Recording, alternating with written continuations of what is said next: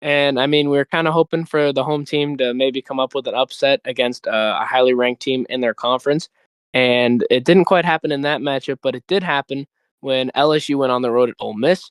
Now, this game was very interesting, and Ole Miss at the time was 13th, LSU was 4. And if you look in the rankings, they kind of just flip spots where it's like Ole Miss did really well, and I know they hosted LSU, but we had talked about LSU where it's like their defense looks pretty solid, but it's like once they face a better team, that's not going to fly too well, and their offense is going to have to step up. Where if you remember, Brian Kelly ended up crashing out at a reporter because he was saying, "Hey, you guys couldn't really win." He's like, "You guys are spoiled." It's like, well, eventually that's going to come back to bite you though, where you're not going to be able to play good enough offense to win a close game against this type caliber of team.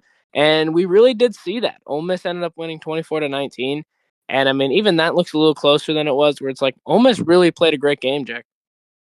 Yeah, they did. And like they could have put this game away way earlier. They had some costly turnovers. Like they fumbled one right at the goal line to give Right. LSU a touchback. So they could have gone up by even more. But yeah, they completely controlled this game.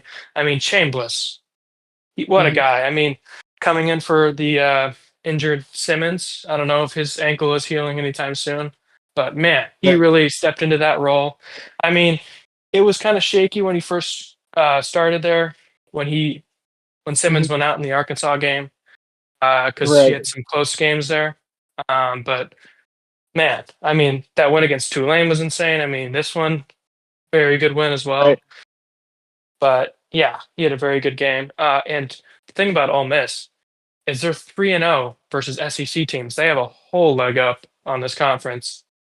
Oh That's wow. a very Yeah. good start for them. Yeah.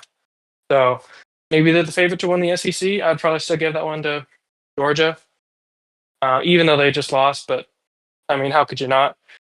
But I mean, they outgained them every facet of the game Right. versus Tigers. So yeah, Right. Ole Miss. I don't hate that number 4 ranking. I mean, they have some close wins there, but this is still a very good team. And I wanted to ask you. Right. I mean, Lane Kiffin was really talking trash before this game Right. because his daughter's dating the linebacker Weeks for LSU. He Right. said take the And what? over, Mhm. Right. Which they didn't end and up hitting. Yeah. they didn't hit it. Yeah, I know. but they did win the game, but they didn't get the over. So, yeah, I mean, he was really going crazy on his Twitter account. And then I wanted to ask you, this was interesting to me, is Ole Miss fans didn't storm the field, and Lane Kiffin said that like he was happy they didn't. Like they kind of expected them to win this game, even though like LSU was. I mean, they were favored in this game, but Right. LSU was the higher ranked opponent, and they looked better going into it. I think. So, what did you think about Right. that? Well, I think at a certain point the line ended up giving Ole Miss the edge. So it was a very interesting line coming into this game where it's like I picked Ole Miss. I felt pretty good about them, and especially after they just trashed on Tulane. Where before that we were kind of like, well, they didn't do great against Kentucky. Well, they didn't do great against Arkansas. But then it's like with how commandingly they blew out Tulane, that gave me a lot of confidence going into this one with an LSU team that was really struggling to run the ball and really figure out that offense. Where it's like I get not wanting to storm the field because that's basically saying like, hey, we're like one of the top teams. Like we don't need to do that when we beat one of those teams. It's like more so expected, or it's like I know it's technically an upset in terms of ranking, but I mean in their team they're probably thinking it's like, well, I mean yeah, technically they're ranked above us, but like especially with those SEC teams where they feel like they're really close in the rankings, like they'd have to be unranked for them to want to do that. Like I think that just Right, shows the confidence in the team because I mean they're not like it's not like a Virginia situation or when Florida State rushed the field where they're saying like, "Hey, we're one of the top teams. Like we're not one of those teams." Like I know Florida State's really good. Like no disrespect to them, but I mean it's a game that I think they expected to win. I think that's the difference probably. And I mean, I mean it really is just saying, "Hey, we're a really good team and we're supposed to win games like this." And whether like they'll continue to do that, I don't know. But I do get it.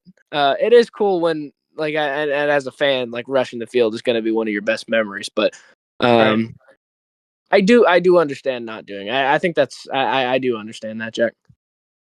Yeah, I think this is like a statement win, but it's interesting because LSU has had Ole Miss's number in the past.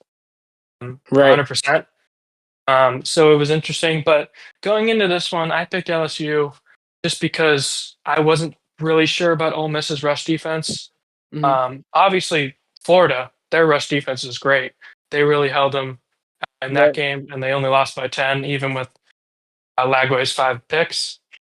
But they Right. He really doesn't couldn't throw get a couple anything of those going. picks. He doesn't throw a couple of those picks. Maybe LSU already lost before this game. They Right, were really 100%. suspect. And Yeah. the pick six. Yeah. Jeez. Yeah. Yeah.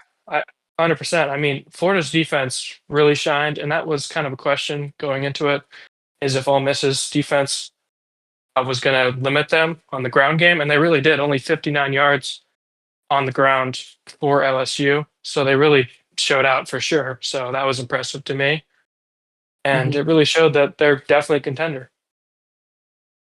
Right. Yeah. And they're 100% top 10. It's just about where they go. Where it's Right. like, I mean, I know LSU was kind of suspect, and they were kind of looming. Where it's just like, well, that Clemson win doesn't look as great now, but they were already ranked pretty highly before that, and also they had to go on the road against Clemson to get that one, so that's still pretty solid. And then that Florida one on the road as well is tricky. And I know Florida had already lost, but that's a tricky team to play and on the road. And I mean, they kind of got blessed with those interceptions. And I know that's a testament to their defense with like how good they were in getting those interceptions. Like, obviously that's very true, but it's like 5 interceptions, like that's unheard of. Where it's like in a game that you only won by 10, where it's like you could kind of see this coming. And I did pick Ole Miss, and even the lines had Ole Miss. Like that, it kind Right. of changed going into this one.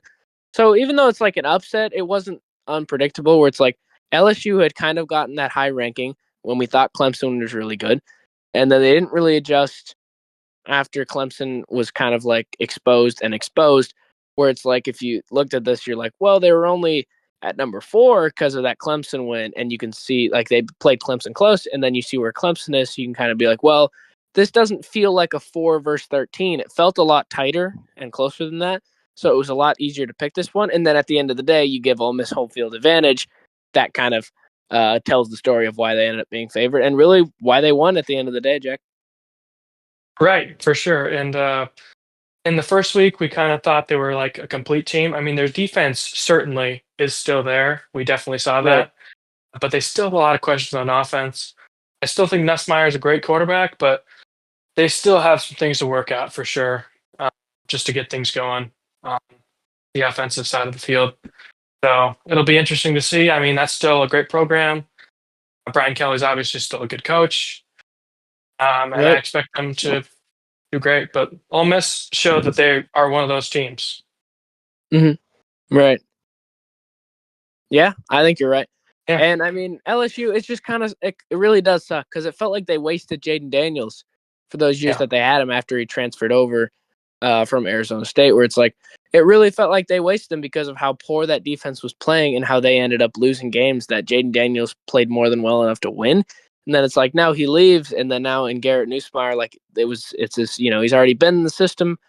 And it's like it was really supposed to come together, especially after the defense started playing great. And then it's like, oh, well, now the offense is struggling and the defense isn't, where it's like, it's a really tough. And it feels like right. it's almost like an Iowa situation where Yeah. the offense is really struggling to do much. And then you're relying on the defense to basically win the game for you, which they were able to do against Florida with the 5 picks and just Mhm. really couldn't. I mean, Ole Miss was too disciplined to make those mistakes, I think, Jake.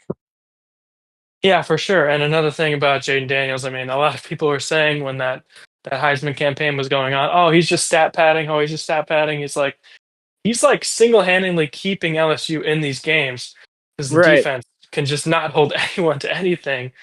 Uh, Right. so I mean, that season with Jaden Daniels was insane, and it's interesting that as soon as he leaves, they get like really good defense. So that kind of sucks. But Right. yeah, because I think they could have gone all the way, like in 2019. So yeah, Right. I mean, this defense is really stellar where it's like if they had an offense to complement it, yeah, you could definitely say that because it's like, well, they held Florida to 10, and I know it's a little more, but like they held Ole Miss to 24. It's like if their offense is able to play a lot better, they could easily win those games. And right, especially with a guy like Jaden Daniels, I think Jaden Daniels wins this game. And maybe we don't say like because the running was really struggling, but I feel like it kind of sucks for Jaden Daniels that he's kind of out as LSU figures out the problem that held him back from achieving more in college outside of just personal awards, Jack. Yeah, for sure. I mean, like when you have a guy like Jane Daniels or Burrow or Mateer, Right. he's just like Superman at quarterback. They can kind of do anything, and the offense is just on them. Nussmeier's not really at that caliber. We'll see if he kind of gets there throughout the season, Right. Mhm. but that's definitely some things they need to work on that offense for sure.